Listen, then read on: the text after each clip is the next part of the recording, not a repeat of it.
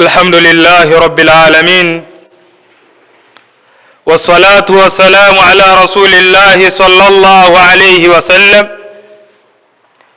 وعلى آله وصحبه أجمعين وبعد. Ama baada ya kumshukuru Allah subhanahu wa ta'ala na kumtakia rehma na amani kiongozi wetu wa umma na si mwingine bwana wetu Muhammad sallallahu alayhi wasallama. Awali yote ningelipenda kuwahusia swala zima la ucha Mungu ambalo ni kumcha Allah subhanahu wa ta'ala, kwa sababu ndugu zanguni katika imani, hatukuletwa katika na ulimwengu ila isipokuwa ni kwa ajili ya kumcha Allah subhanahu wa ta'ala. Na ucha Mungu ni kule kujalia baina yako wewe na baina ya Allah subhanahu wa ta'ala kizuizi. Ni namna gani utajalia baina yako wewe na baina ya Allah subhanahu wa ta'ala kizuizi? Bifi'li awamirihi, ni kwa kufanya yale ambayo Allah ametuamrisha na kuachana na yale ambayo Allah ametukataza. Huko ndio kujalia baina yako wewe na baina ya Allah subhanahu wa ta'ala kizuizi, kwa kuwa kumcha Allah subhanahu wa ta'ala. Kwa ndugu zangu ni katika imani, bila shaka huo ndio ucha Mungu kwa ufupi. Lakini ningependa kuingia katika na maudhui yangu ambayo nimeiandaa katika siku ya leo, nayo itakuwa si nyingine, nitakuwa nazungumzia kuhusiana na kauli ambazo watu wamezieneza hivi sasa, na kauli hizo zimesababisha jamii ya Kiislamu katika upande wa kike, jamii kuoza kabisa. Nako ni pale ambapo baadhi ya wajinga wanatamka maneno ambayo si sahihi katika dini yetu ya Kiislamu, kwa kusema ya kwamba wanawake hawana dini, au wengine kusema dini ya mwanamke ipo kwa waume zao. Kwa maana hiyo wamekuwa si wenye kuwafundisha wanawake zao dini, kwa kuwa eti dini ya mwanamke imo ndani ya mume wao. Na ndugu zangu katika imani, fikra hii hapo nyuma ilikuwa imewekwa, wakawa watu kama hawa wanasema ya kwamba mwanamke hafai kusomeshwa mashuleni, mpaka ikafikia baadhi ya familia hawapeleki watoto wao wa kike mashuleni, ila isipokuwa wanapeleka watoto wao wa kiume mashuleni, wa kike wakiwaacha majumbani. Sasa fikra hii imetoka katika upande wa mashule, wameingiza katika upande wa dini, kwa kusema ya kwamba wanawake hawana dini, au dini ya mwanamke imo kwa mwanaume wake ambaye ni mume wake. Ndugu zangu ni katika imani, pindipo tunaposema maneno haya ya kwamba dini ya mwanamke ipo ndani au ipo kwa mume wake, ni sawa, kwa sababu mume ndio msimamizi. Lakini tunaposema ya kwamba mwanamke kuwa ni wavivu kunako na kuisoma dini ya Kiislamu, kwa kusingizia ya kwamba hii dini ipo kwa wanaume, kwa maana wanaume ndio inatakiwa wasome, na inafikia baadhi yako hawataki kuwafundisha watoto wa kike dini ya Kiislamu, kwa kuwafundisha wanaume tu. Na swala hili linapelekea kuharibu hata kwenye baadhi ya ndoa. Ndipo unapokuta rajulun muannathun, unakuta kunako na ndoa yule mwanaume anakuwa ni kama mwanamke, kwa maana kichwa cha familia anakuwa ni mwanamke na si mwanaume. Wa mraatun mudhakkaratun, na mwanamke anakuwa ndo mwanaume.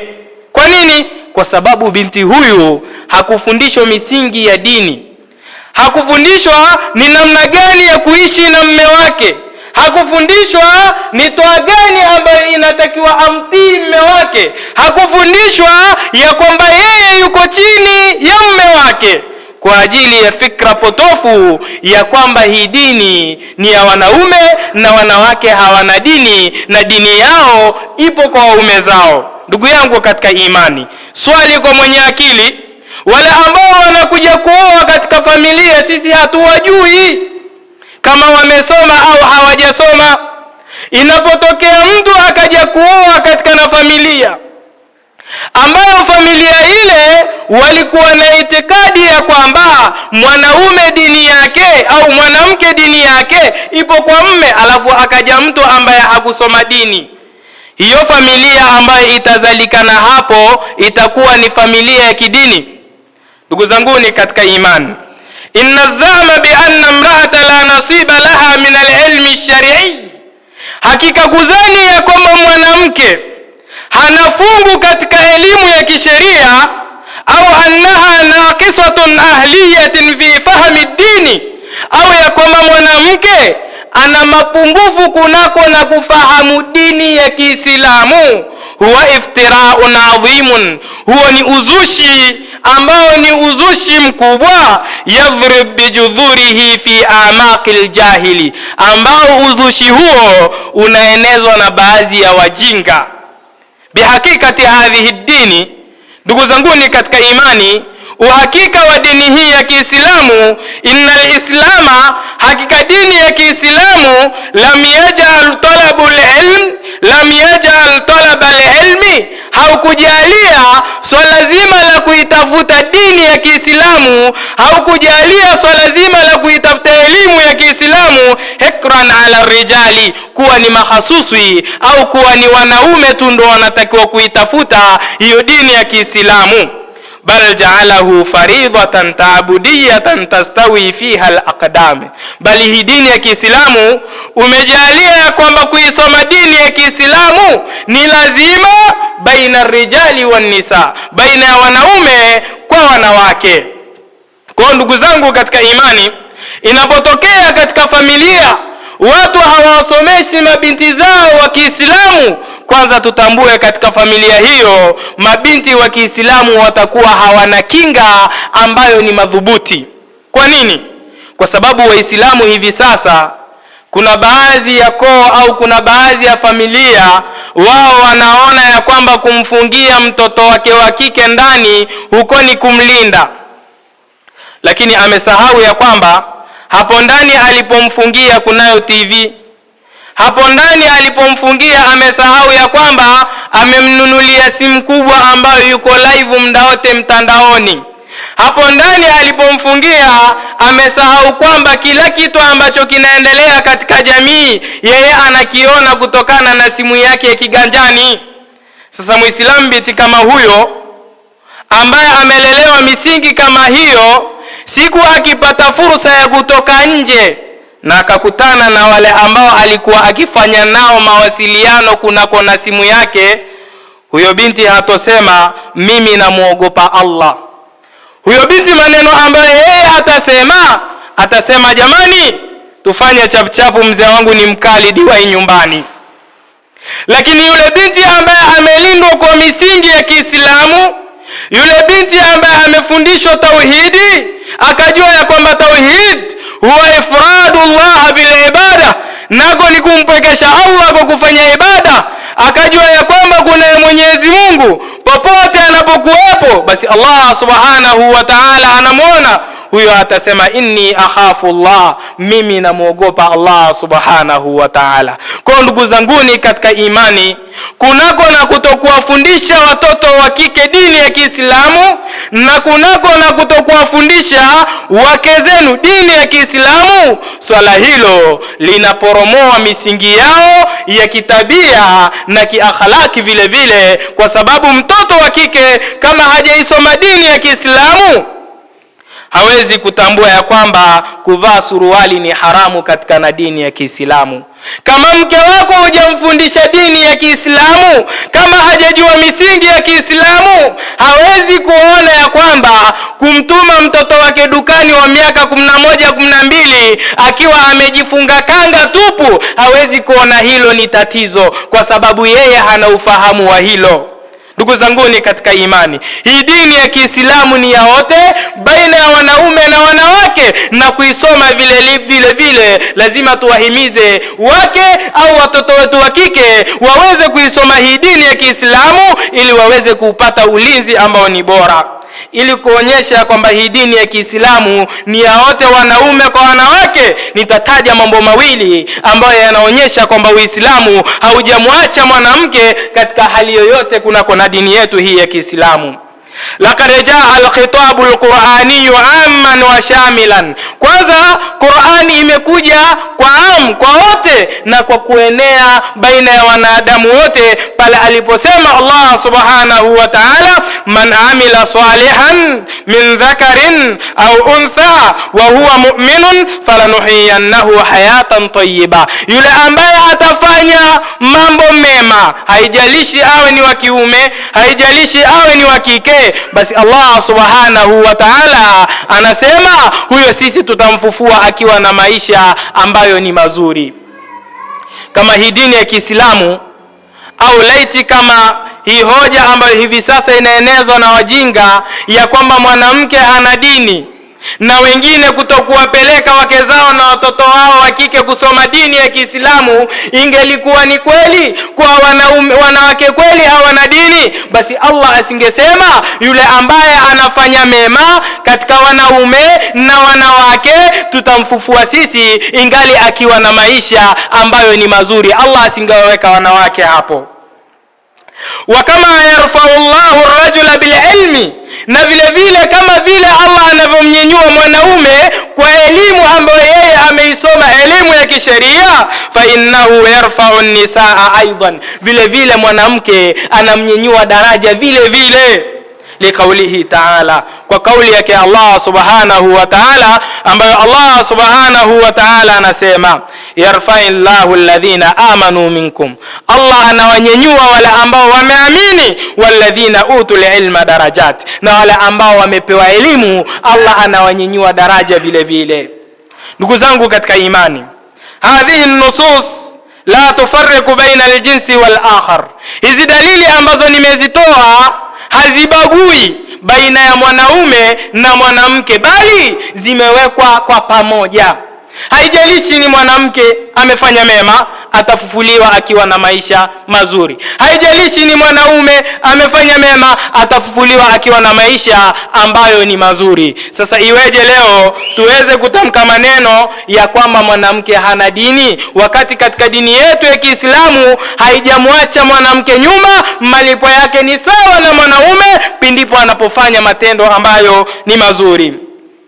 Vile tukiangalia katika sunna na tarehe, innal qawla, hakika kusema, bi anna imra'ata la ilma laha, ya kwamba mwanamke hawezi kuipata elimu ya dini, na hata kama akiwa na elimu ya dini hawezi kuwa na msimamo wa dini.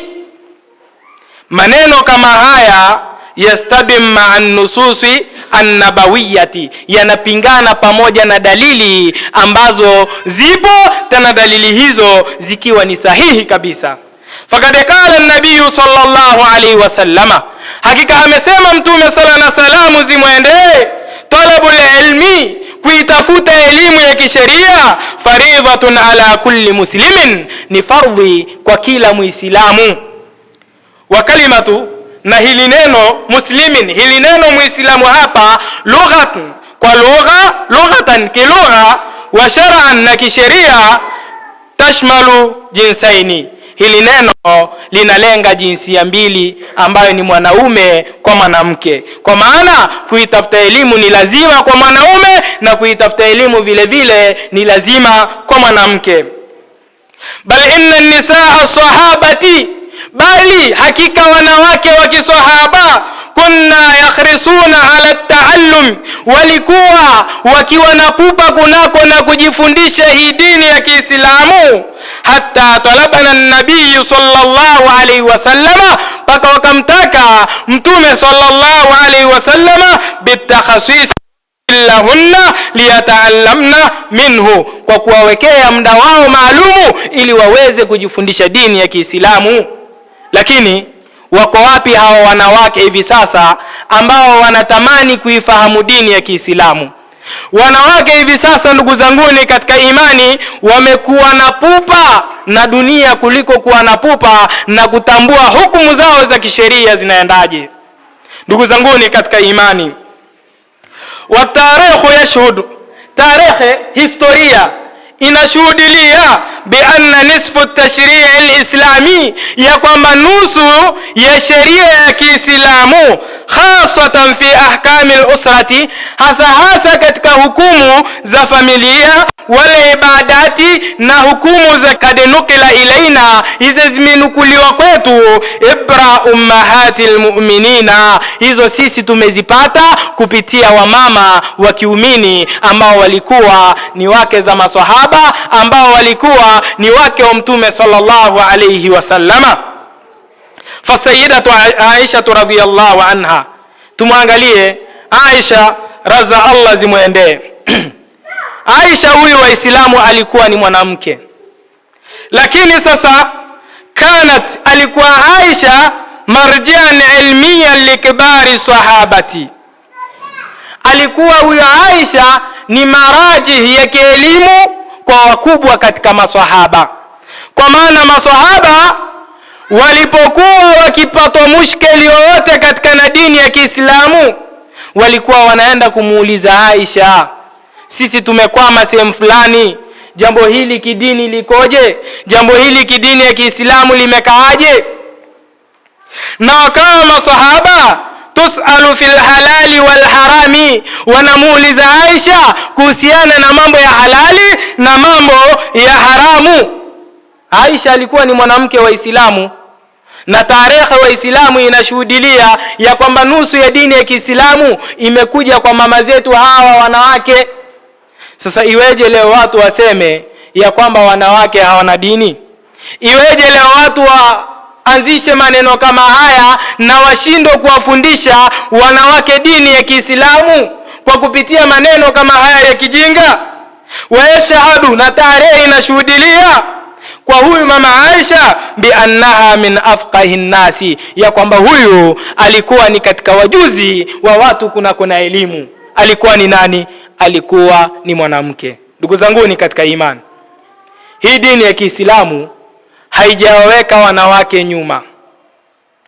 Inabidi tuwafundishe watoto wa kike misingi ya Kiislamu, na vile vile tuwafundishe wake zetu misingi ya Kiislamu, kwa sababu mke wako kama hana dini ya Kiislamu, hajui misingi ya Kiislamu, basi wewe Muislamu tarajia hasara kunako na familia yako. Inna Allaha, aqulu ma tasma'un wastaghfirullaha li wa lakum. Alhamdulillah wa ba'd. Alhamdulillah rabbil alamin, wassalatu wassalamu ala rasulillahi sallallahu alayhi wasallam wa ala alihi wa sahbihi ajma'in wa ba'd. Ndugu zangu ni katika imani, bado niko naelezea umuhimu wa wanawake katika na dini ya Kiislamu na mchango wa wanawake katika dini ya Kiislamu, na kuonyesha ni namna gani wanawake walivyokuwa wakipambana kuifikisha mbali dini ya Kiislamu, kuvunjilia mbali hoja za wale ambao ni wajinga, ambao wanasema wanawake hawana dini na hawawafundishi wanawake zao dini ya Kiislamu. Katika hutuba ya pili Waislamu tutamwangalia au tutaangaza katika kisa cha Khansa. Kisa hiki kilitokea katika ghazwatun al-Qadasiyyati, katika vita ambayo inaitwa al-Qadasiyyat. Vita hii ilipiganwa katika zama za Umar bin Khattab radhiyallahu anhu, na vita hii ilikuwa ni kwa ajili ya kuueneza Uislamu, kwa ajili ya kuutangaza Uislamu. Katika vita hii Waislamu, huyu mwanamke ambaye anaitwa Khansa alikuwa na watoto 4. Arsalati abnaha 4, aliwatuma watoto wake 4 wote hawa ila maarakati al-Qadisiyya, kwenda kupigana katika na vita ambayo inaitwa al-Qadisiyyah, Dhiddul Furus. Vita hii ilikuwa ikipiganwa kunako na kuwapinga Wafurusi.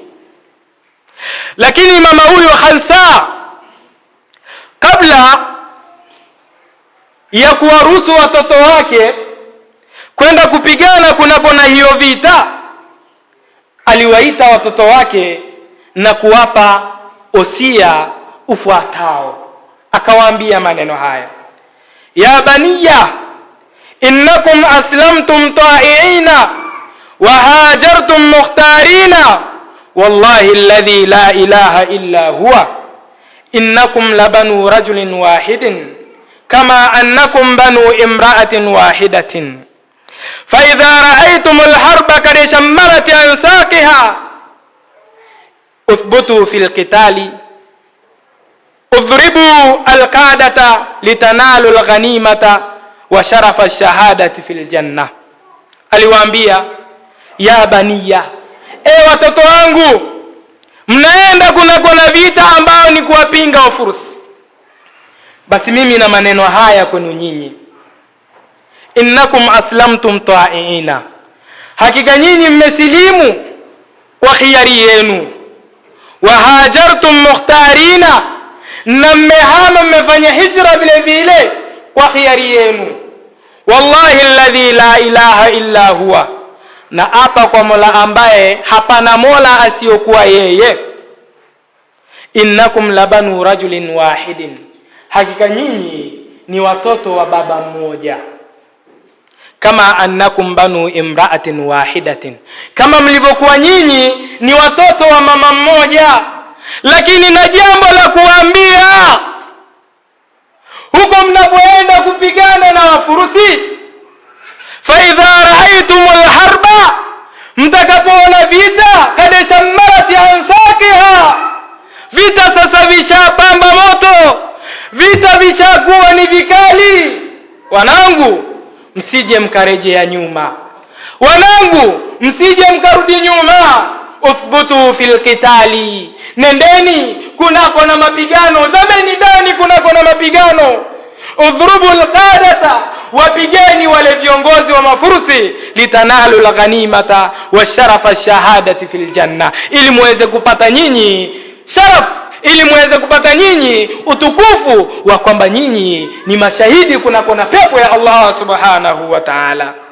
Ndugu zangu ni katika imani, mama huyo Khansa, baada ya kuwapa watoto wake wasia huu ya kwamba wanapoenda kupigana na Wafurusi wasije wakarudi nyuma, vita pale vinapokuwa ni vikali, bali wazame kunako na mapigano, kweli watoto wale hawakuacha wasia wa mama yao. Vita vilivyoshamiri, nao walizama ndani ya mapigano na wakapigana vilivyo. Sasa ilipofika asubuhi, jaa ahlu khabaru, ikaja habari, istushhida abnauha arba'atu jami'an, watoto wake wote wanne wameuliwa katika na vita na wamekufa ingali ni mashahidi. Mwanamke yule wa Islamu alisema maneno ambayo yalishangaza tarehe, alisema maneno ambayo yalishangaza historia. Ni nini alisema mwanamke yule? Alisema, alhamdulillahi alladhi sharrafani biqatlihim wa arju min rabbi an yajma'ani bihim fi mustaqarri rahmatihi. Angalia, mwanamke huyo hakulalama, hakusema ya Allah, kwani umeniulia watoto wangu wote, bali alisema maneno haya kiutulivu, alhamdulillahi alladhi, namshukuru Mwenyezi Mungu ambaye sharrafani biqatlihim, amenitukuza mimi kwa kuwa huwa watoto wangu kufa hali ya kuwa ni mashahidi, na nataraji na naomba kwa Allah subhanahu wa ta'ala anijalie niwe nao katika pepo yake Allah subhanahu wa ta'ala. Muislamu, mwanamke huyu alipata wapi imani ya kusema maneno haya?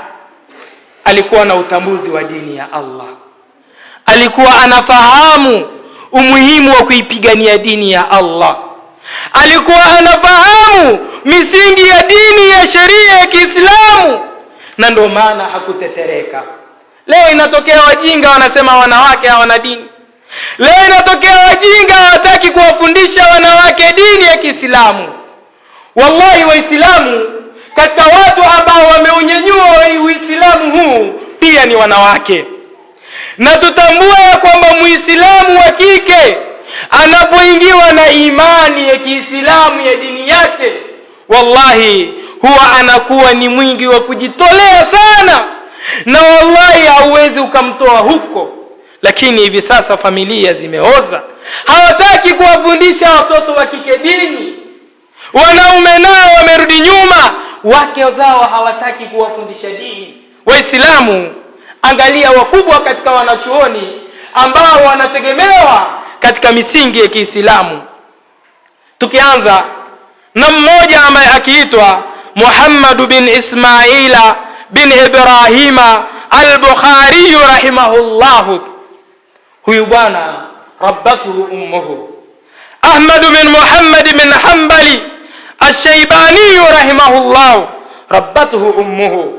Muhammad bin Idris bin Abbas al-Shafi'i rahimahullahu ta'ala rabbatuhu ummuhu.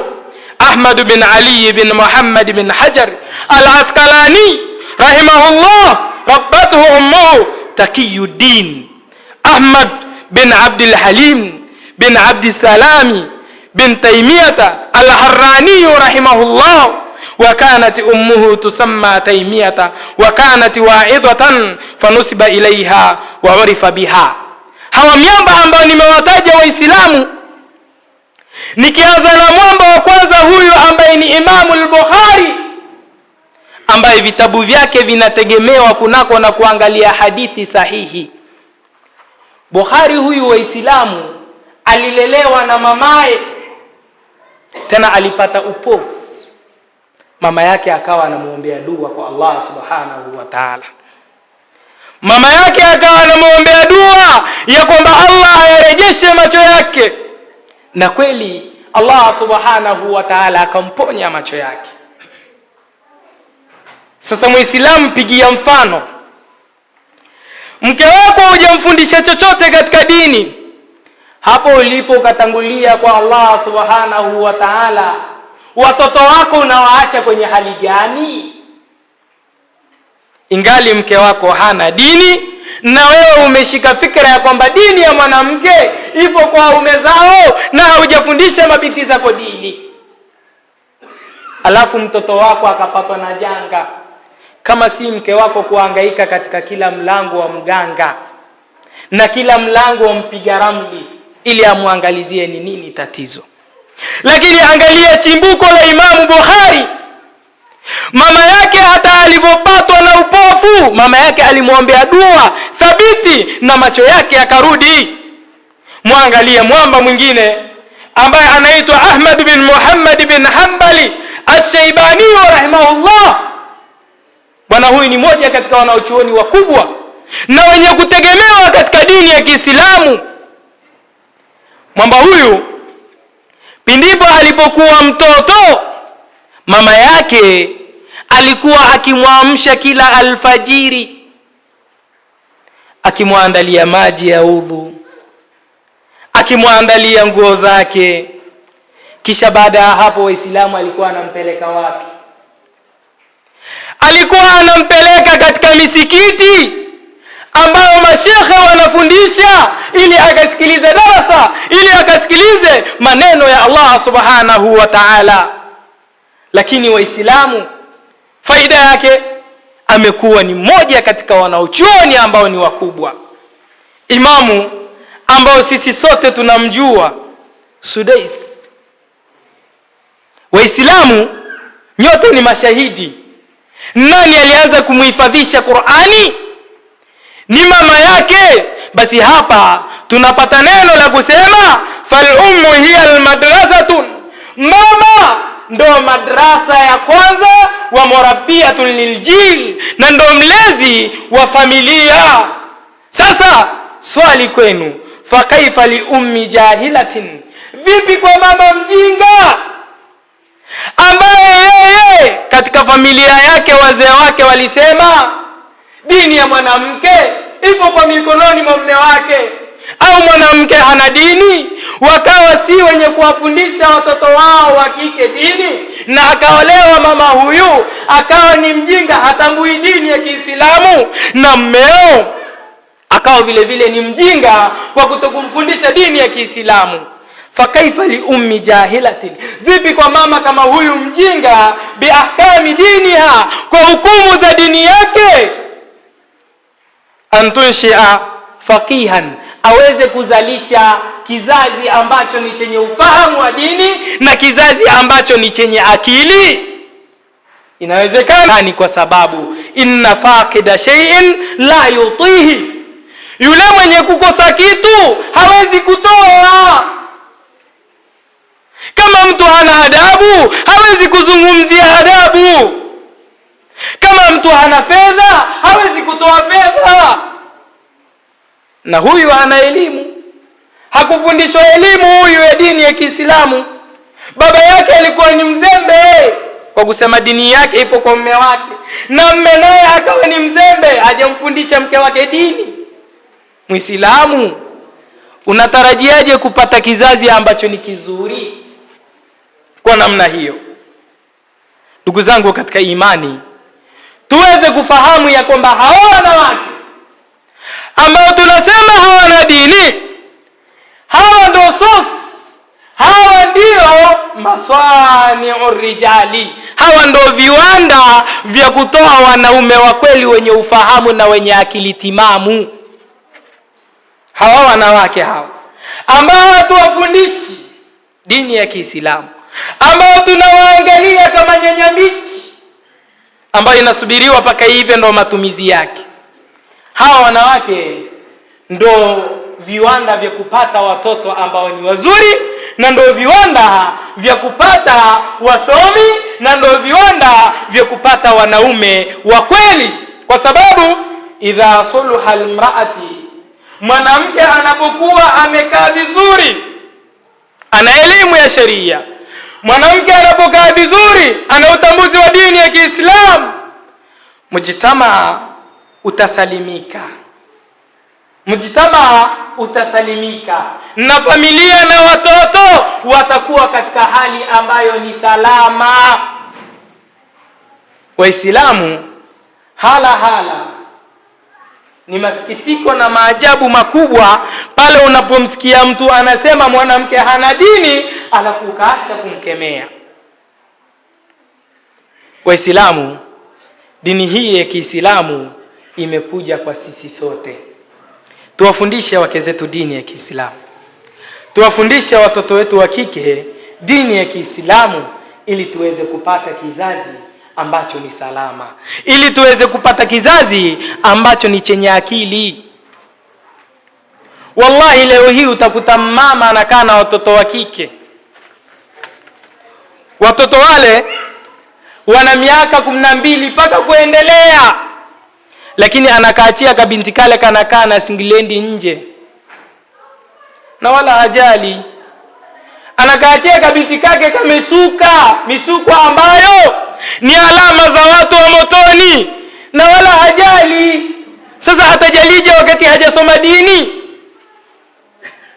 Waislamu, tutambue tutakuja kuadhibiwa kwa Allah subhanahu wa ta'ala kwa kubweteka kunako na kuwalisha mabinti wa Kiislamu dini ya Kiislamu na kuwalisha wake zetu dini ya Kiislamu. Waislamu, inatakiwa tupinge vikali haya maneno ya kwamba wanawake hawana dini na dini ya wanawake imo kwa waume zao, bali tuwafundishe ili hata wakikuta mme ni gumbe aweze kutambua ya kwamba hapa alipoingia si mlango sahihi. Inna Allaha wa malaikatahu yusalluna ala nabi ya ayyuhalladhina amanu sallu alayhi wa sallimu taslima. Allahumma rabbana atina fid dunya hasana wa fil akhirati hasana wa qina adhaban nar wa qina adhabal qabr. Rabbana la tuzigh qulubana ba'da idh hadaytana wa hab lana min ladunka rahma innaka antal wahhab ya arhamar rahimin. Aqimis salah inna salata kana lil mu'minina kitaban